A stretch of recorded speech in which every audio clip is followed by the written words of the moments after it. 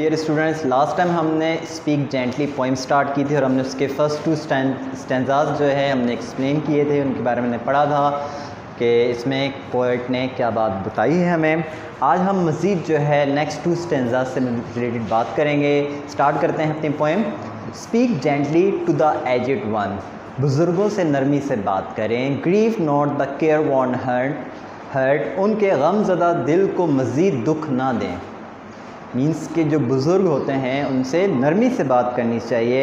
उन्हें जो है उनके जो दिल होता है, जाहिर सी बात है उन्होंने अपनी ज़िंदगी गुजारी हुई है, उस ज़िंदगी में उन्होंने बेशुमार जो है तकलीफ़ें मुसीबतें देखी हैं। मीन्स उनका दिल बहुत ज़्यादा दुखी होता है, उनको मज़ीद दुख ना दें।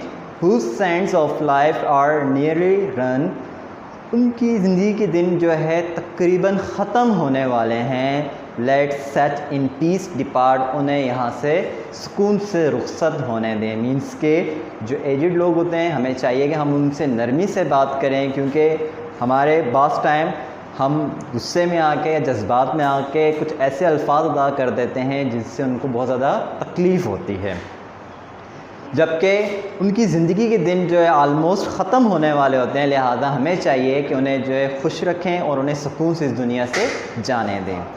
नेक्स्ट जो है लास्ट स्टैंजा इस पोएम का, speak gently TISS a little thing, नरमी से बात कीजिए, ये मामूली सी बात है। Drop in a deep well, जो दिल के गहरे कुएं में तक उतरती है या जाती है, जो दिल के गहरे कुएं तक जाती है। The good the Joy that it may bring, जो खुशी और नेकी हमें इससे हासिल होती है।